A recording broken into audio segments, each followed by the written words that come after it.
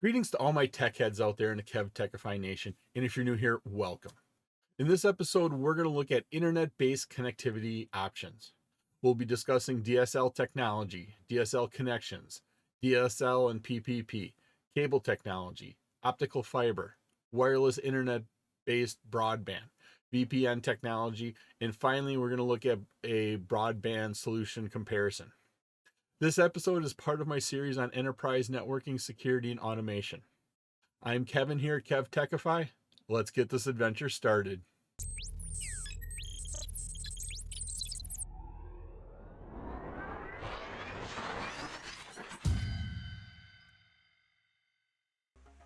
Internet-based connectivity options can be divided into wired and wireless technologies.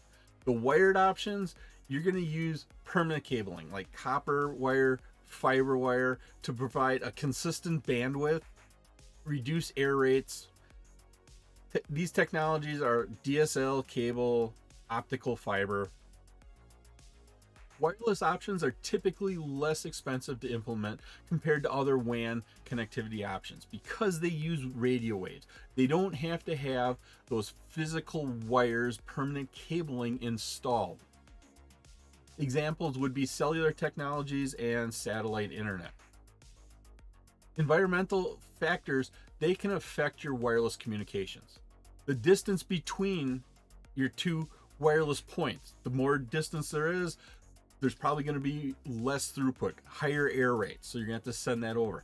Could be interference from other sources. If you're using wireless in the machine shop, a lot of times the electric motors on the machine send out an EMF signal that will interfere with those radio signals. Weather can interfere with radio signals. And so wireless does have some issues you need to think about when you think about using them. DSL is one of those wired technologies. DSL is a digital subscriber line. It's an always-on connection. It uses the existing twisted pair between you and your internet service provider. That's that same old phone line that has been installed for a number of years. What they do is they take the existing phone line and they put higher signals on there than what the human can hear. When we look here, the normal POTS line, POTS stands for plain old telephone service, they use from about 0 to 4,000 kilohertz. And so that's where the normal telephone operates when they send their signals. DSL goes from about 26 all the way up to about 1,000 kilohertz. And so it's a much higher signal than that telephone uses. And that's why if you ever get a DSL line in your house, you have to put a special adapter in to filter out the signals depending upon if you're going towards the networking data side of the phone line or if you're going towards the voice phone line. Now, DSL can be categorized either as ADSL, that's what this is right here, ADSL, or SDSL. Most of the time you're going to see ADSL. ADSL has a much higher downstream than it is upstream, meaning you can download faster. If you look at this chart, you can see that the upstream or the upload goes from 26 to 138. About 110 kilohertz of frequencies, where if you're looking at the downloading, it goes from 138, goes all the way up to 1100 kilohertz. So that's almost, what is that, 900 kilohertz of range. So there's much more bandwidth in the downstream. That's what ADLS is. You have a lot more download than upload. You can also get into what we call an A or SDSL, and this is symmetric here. So this is symmetric, meaning you have the same upload and download speeds. Typically, an end user, a home end user, consumer needs the ADSL because they download a lot more than they upload. If you're a business, you may want to look into the SDSL. DSL transfer rates are dependent on the actual length of that local loop, that last mile. The further you are from that DSL router in the central office, the slower your speed is going to be. So if you live right next to where that DSL router is, you're going to get a lot higher speeds than if you live several miles away. Service providers, they deploy DSL connections in the local loop. The connection is set up between the DLS modem and the DSLAM. DSLAM here stands for DSL Access Multiplexer. This DSL Access Multiplexer, that's where several DSL modems connect into. And so your provider sets up this connection right here.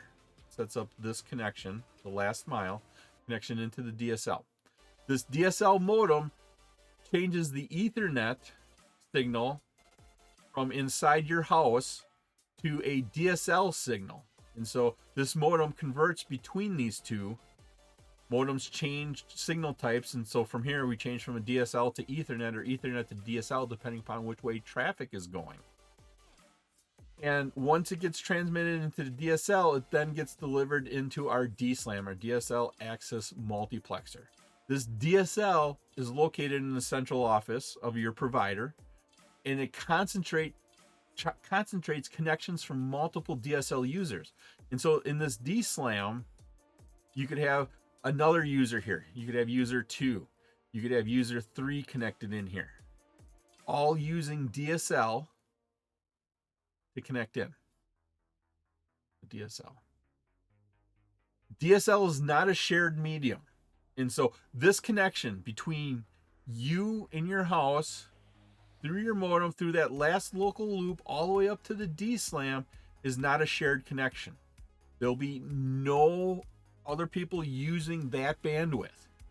Now, what a lot of people don't tell you is once it gets into the DSLAM, it all becomes shared bandwidth. So user 1, 2, and 3, they're all going to share this bandwidth. So if the connection going into the DSLAM is a slow connection, you're going to be sharing that slow connection with 3 different users, but each of you have your dedicated connection into the DSLAM. And so it does come down to a shared connection, but not directly. And so that a lot of times people will say DSL is your own connection in. It's not a shared connection, which is a true statement, but you have to look one step further. That DSLAM then turns everything into that shared connection. ISPs use PPP, point-to-point protocol, is a layer 2 protocol for our broadband DSL connections. Point-to-point protocol, PPP, can be used to authenticate the subscriber. And so we use PPP to basically log in on your DSL connection. They can assign IP addresses, IP version 4 addresses to the subscriber, so that way they can get traffic routed to them. And this PPP provides link quality management features. Most of the time, the client doesn't necessarily see that, but the people operating that DSLAM, they control that. So your internet service provider of your DSL connection, they're going to see those management features. Now, there's 2 ways to do this. One method is where this point-to-point over Ethernet software is. That's point-to-point over Ethernet is the software that uses the point-to-point connection with Ethernet to get your DSL connection to work. That can be either on a host here, so this would be the host connection with it, or you could use it on a router. That would be the other option. Now, how do you decide which way to do that? If it's just a single person connecting into your office, maybe it's a remote user, you may want to look at using this host there. And so the point-to-point over Ethernet software communicates with the DSL modem, and that modem communicates with the ISP using point-to-point. When having your router with that point-to-point over Ethernet software, what happens is the router actually gets the configuration from your provider. And that provider then provides the configuration and they connect up. Your host doesn't have to run that software. A lot of times, this is what you're going to see. Because your provider is providing this setup here, you don't have to worry about any configurations. And if there's a problem, it's your provider's fault and they need to call them up. So your remote workers, they would call the internet provider they're using for their DSL connection to get their connection fixed. You don't have to worry about those settings. Cable technology is another high-speed, always-on connection. It uses a coaxial cable, like think cable TV. It's the same connection there. And it uses what we call DOCSIS. DOCSIS. DOCSIS is data over cable service interface specification. Data over cable service interface specification. And this is an international standard for adding high-speed bandwidth to an existing cable system. Think about that. Existing cable systems came out a long time ago. They provided the cable TV that we're used to watching over these cable systems. And then what they had to do is figure out, well, how do we get high-speed data across there? And this is where that DOCSIS protocol comes in. How this cable technology works is you have a cable modem here. This cable modem changes this DOCSIS coaxial line into typically an Ethernet copper connection. That Ethernet copper connection you can then plug into your network. This cable modem is usually supplied by your ISP, your cable provider. You plug a coaxial cable into it. That coaxial cable comes into this optical node here. You can think of this optical node as installed in a subdivision or an industrial park, and all the cable users connect into that. So cable user 1 connects into it, cable user 2 connects into it, cable 3 user connects into it. They all connect into this. Then from this optical node, a lot of times fiber is ran from your neighborhood, from your industrial park to this CMTS, cable modem terminal or termination service. This is sort of, you can almost envision this as a trunk line. In this cable modem terminal service, because it's fiber in here, we can set this up a long distance away. And this cable modem terminal service here contains what we would call a head end. This head end has the databases needed to provide internet access for your customers, what speed they're doing, the how much you're billing and that type of stuff. And also it provides the information and the configuration for your cable modems and allows that to be configured remotely. Now, people say this is a shared connection, and it's true. This is a shared connection. All local subscribers share that same cable bandwidth. As more users join the service, the available bandwidth may drop below expected rates. That's why you typically don't get a lot of service level agreements using cable technology. Now, in recent years, cable internet providers have started providing businesses with service level agreements guaranteeing them certain levels of throughput, certain bandwidth, certain amount of uptime. But you do have to pay quite a bit for that.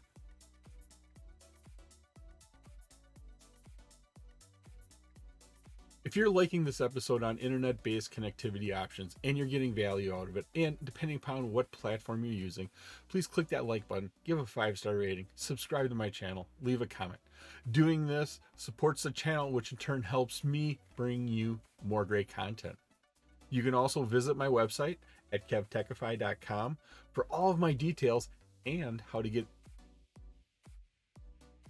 We see optical fiber being deployed in a lot of places nowadays. A lot of different cities or towns and different providers have been installing fiber optics to give higher speeds to their customers. Private companies have done it. Cities have done that. And you can kind of classify these fibers in different types of installation methods. One is fiber to the home, where the fiber is ran all the way from their central office all the way up into the edge of your home. And that's to the point of their point of demarcation again. They'll run it all the way up to your home. So you get high speed all the way up to your home, fiber. And a lot of times you're looking at gig download speeds that you can get through these fiber connections. So that's fiber to the home. Fiber to the building is a lot of times used for industries or apartment buildings where there's a high concentrations of users in there, and they'll run fiber to that building. And then once it hits that building, the person responsible for the network then can deliver the internet as needed. If you don't have fiber to the home where you live, a lot of times you're going to have fiber to the neighborhood or to the node. And that is sort of, you can think of that as the main trunk fiber that comes into your neighborhood, and then it runs into some sort of device. And then from that device, they will connect all the homes up to that. You'll get really high speeds up until that device, and then you'll get high speed because you're going to share it with everybody else to all the homes in your network or neighborhood. Wireless technology uses the unlicensed radio spectrum to send and receive data. This is one of the newest, most growing areas for internet access, especially high-speed internet access there is out there. Municipal Wi-Fi is a lot of times offered by cities, and they provide Wi-Fi sometimes for free or at a highly reduced rate compared to other broadband services to the people of their city, to the visitors. Then we have cellular broadband. This is high-speed data delivery using your cellular devices. Over the last couple of years, we have heard 4G and now even 5G are looking at being broadband replacements for internet to your home. These technologies have advanced. Depending upon who your provider is, you can a lot of times get up to 10, 20, 50 meg download speeds through these technologies. Now, it's increasingly used to connect these devices, and anywhere you get a good cellular signal, you can get good broadband connections. Next one is the satellite internet. Now, this is typically used in rural areas or in remote locations where cable or DSL isn't available. A router connects to a satellite dish pointed to the service provider's satellite in the sky. It can be affected by trees and heavy rain, but in the last year or so, this satellite internet has become very exciting. Starlink has been launching lots of satellites to give broadband access kind of anywhere in the world. And from what I've seen, they're delivering some decent speeds, at least speeds faster or as fast as what you can normally get where you're at in a rural location, but at a much significant lower price. And they're promising to increase bandwidth as they get more satellites up there, they get more capacity. So this is going to be pretty interesting to see how this satellite internet is going to play out. Is it going to be truly a broadband replacement for traditional broadbands like DSL and cable and optical? Or is it just going to be where those other services aren't available? And so this is something else to pay attention to. Another wireless technology is what we call WiMAX. Now, this is the worldwide interoperability for microwave access. And it's described by an IEEE standard of 802.16. And it provides high-speed bandwidth here with wireless access and broad coverage like a cell phone network rather than using Wi-Fi hotspots.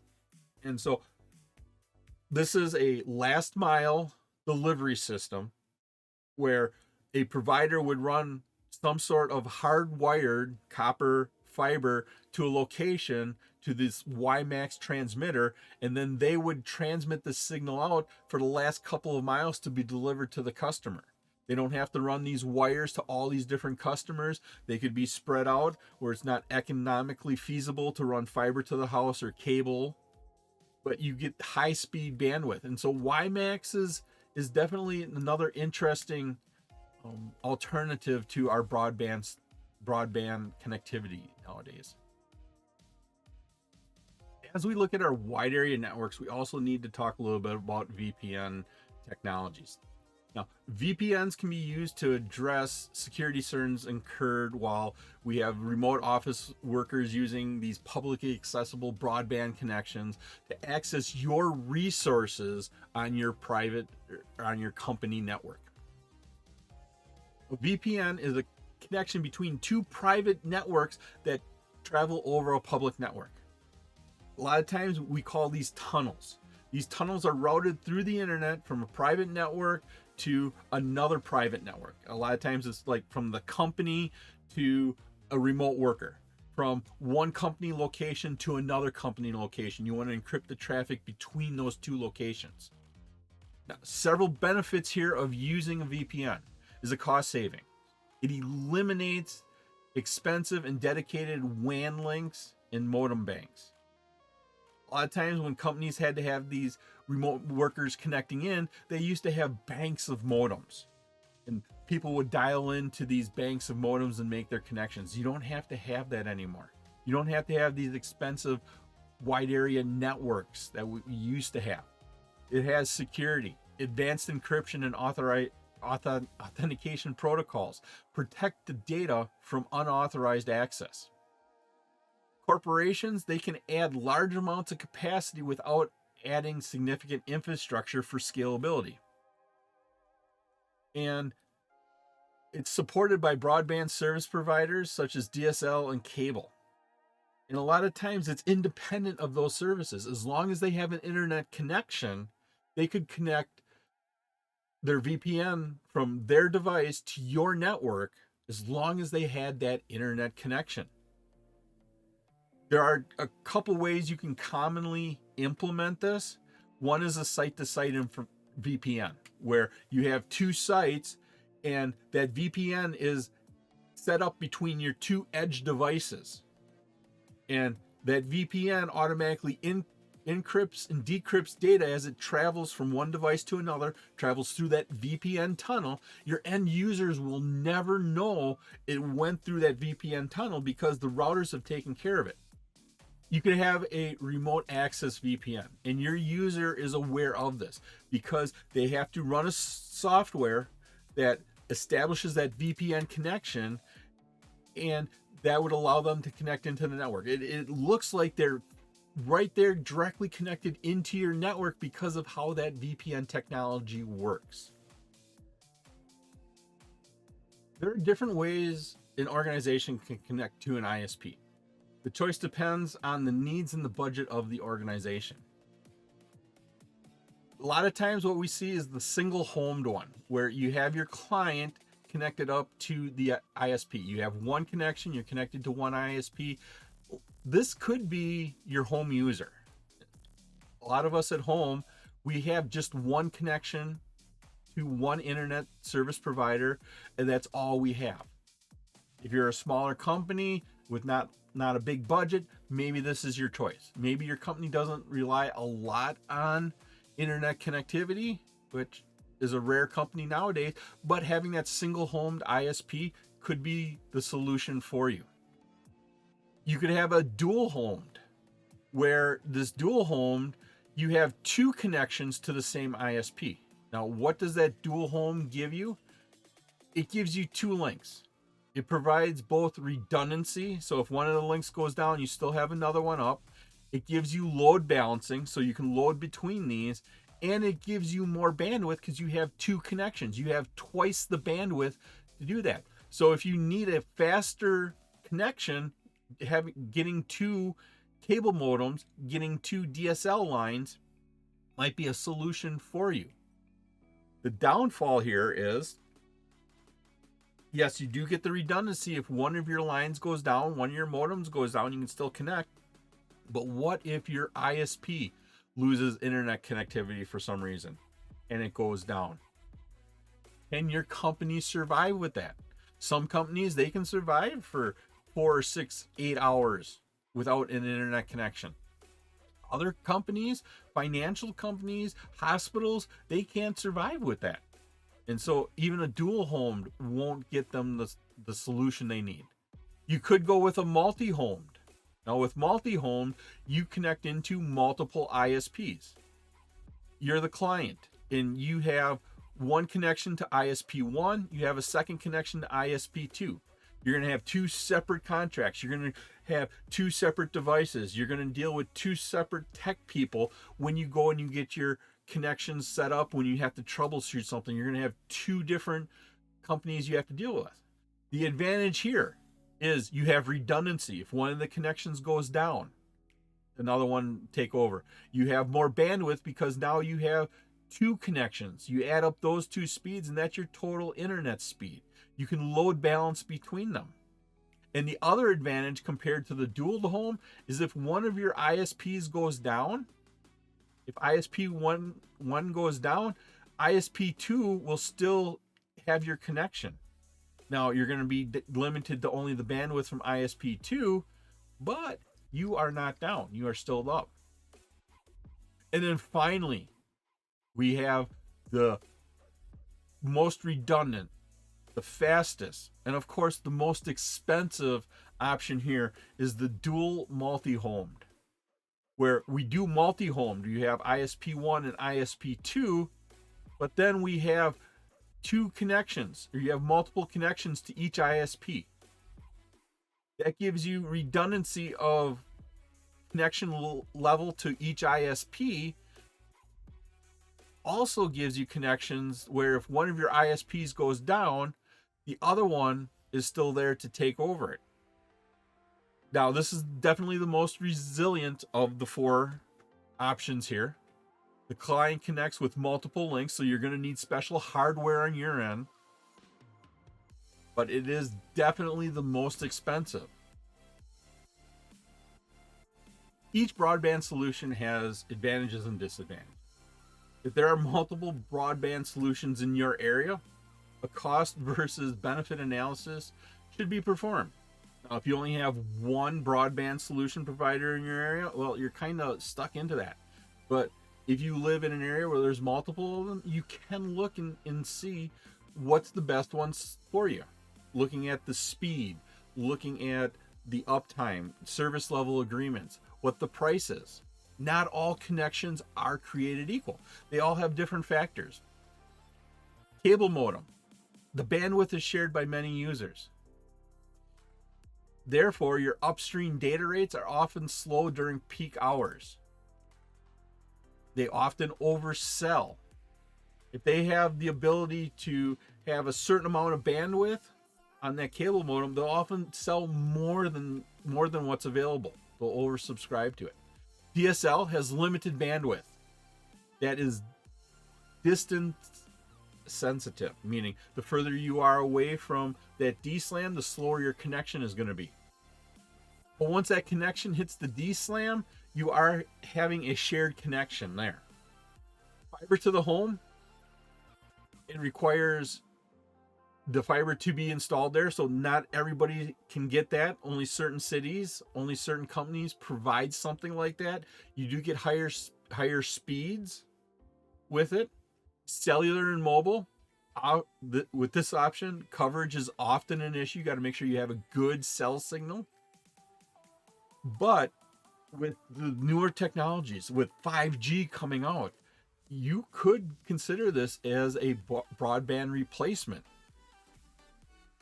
Often cellular is limited to the amount of data you can send, and so make sure you look at the details on that. Do you only get so many gigs per month, or do you get so many gigs at a high speed and then after you reach that limit you get put down to a lower speed? Make sure you know the details of that. We have a municipal Wi-Fi. Most municipalities don't offer something like this. Sometimes they do. And if they do, a lot of times it's a mesh network, and it's pretty neat. As long as you're in range of that network, it might be a great solution for you. Businesses typically don't run on that. Residentials, because of the price, a lot of times residences will choose to use something like the municipal Wi-Fi system. And then we have satellites. Traditionally, this has been an expensive option. Limited upload and download speeds. Usually only used when there's no other options available. You live out in the rural reaches of the country. There's no cable service out by you. DSL won't reach out by you. There's no other broadband available. Satellite has been the go-to. But in recent years, in the last year or so, Starlink has been doing some very interesting things where they're starting to look at offering decent high speeds for an acceptable cost compared to other solutions. And so satellite solutions may be a way to go. If it's not a solution now, maybe you come back in a year or two and reevaluate satellite for your solution. It might be the solution that you come up with and say, hey, this is the best one that's going to work for our company.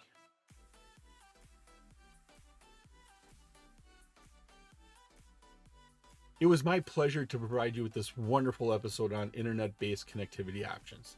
If you like this episode and you got value out of it, and of course, depending upon what platform you're using, please click that like button, give a 5-star rating, leave a comment. This all helps me bring you more great content. Please take a minute to subscribe to my channel. All of my socials and contact information are on my website, KevTechify.com, and in the upper right is my playlist for my series on enterprise networking, security, and automation. In the bottom right is one of my favorite videos that I linked just for you. Thank you so much for watching this episode of my series on enterprise networking, security, and automation. Once again, I'm Kevin. This is KevTechify. I'll see you next time for another great adventure.